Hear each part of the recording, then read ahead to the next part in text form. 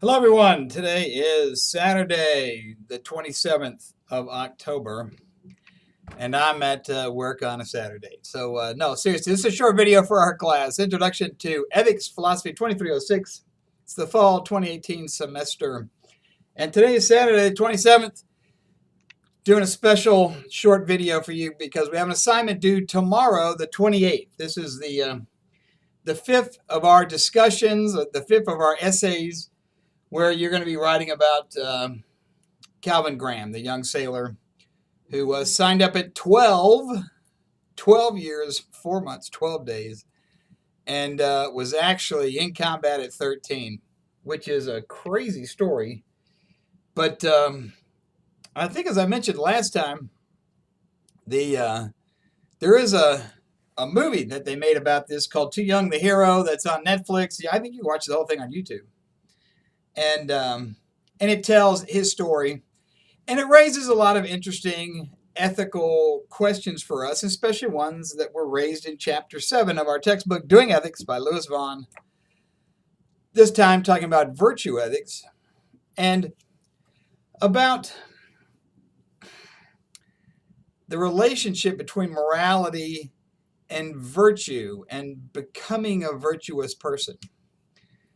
Now, as we've been reading, there's one school of thought that says, well, listen, what happens is there's a back and forth relationship, which is that the more good things you do,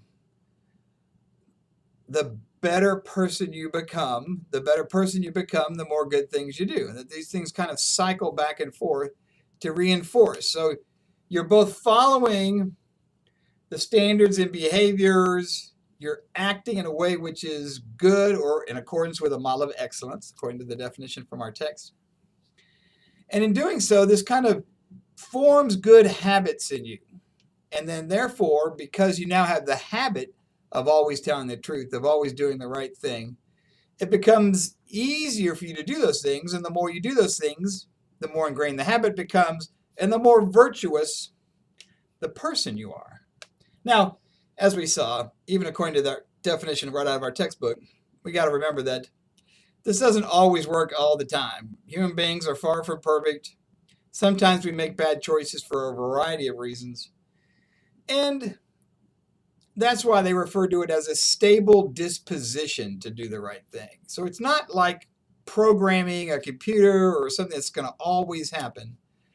But it's at least an inclination or a disposition to do the right thing, and that's a stable thing. It's not, you're all over the place. It's you're consistently, if not perfectly, going to be doing the right thing. And again, there's this kind of feedback loop. The more you do, the better you are. The more things you do right. So apply that to our situation with Calvin Graham, which is an interesting story because there's no doubt about the facts of the case, which is that he absolutely lies. He fools his mother. He forges government paperwork. These are not small things.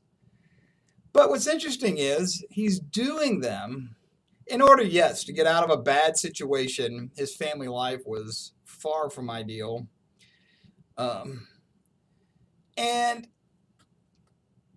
But apart from that kind of negative fleeing from a bad situation, the war was on. America was having a tough time in the Pacific. And he wanted to get in. He wanted to help. He clearly, sincerely wanted to be a good sailor and was. And, even under combat, acted in ways which demonstrated incredible valor and bravery. And he absolutely sacrificed for his country. Do those things offset the lie which put him into that position? The military absolutely at the time said, no, look, they're rules. We got to follow these rules. Even if the consequence is we lose a good sailor when we need good sailors. Even if that means we're going to strip you of your rank and medals, literally strip the uniform off you and kick you out and give you a dishonorable discharge because you broke the rules, even though he had acted valiantly and, like I said, was a needed, able-bodied sailor. So there's lots of factors that weigh in on this.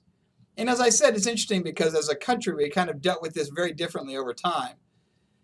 very strictly at the beginning, more forgiving as time went on, till ultimately he's completely restored. Medals restored, honorable discharge given, pension restored, the whole thing. And what's interesting about that is that it wasn't like the facts changed. The facts stayed the same.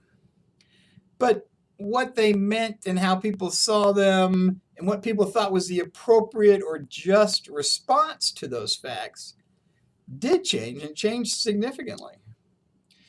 So I do want to hear what you've got to say about that. Let me know. Like I said, this thing's due at midnight tomorrow night, Sunday the 28th. If you've got questions, I'll be checking the Canvas messages, and you can always reach out to me if you need help with something or you're having a problem with something. Let me know. But so far, people have begun to post, and they look good. And again, people are following the simple rules, which are write a 500-word essay, submit it. Then once you've done that, which you have to do first, then go in, read the other people's submissions, and then comment on at least 2. So do those things, and we will be square. So make sure you spend some time. Make sure you finish the chapter. Make sure you incorporate those concepts. Bring that all over to your essay and write about, Calvin Graham. Do you think what he did was wrong? If so, why? A lot of times taking a position saying, well, what he did was right or wrong, and even listing a couple of reasons, that's harder. But really getting at this sense of what's the foundation? Where is it in you that you've got the judgment, the measuring stick you're using to say whether Calvin's actions were right or wrong? Think about that and include that in there as well. All right, take care. Bye.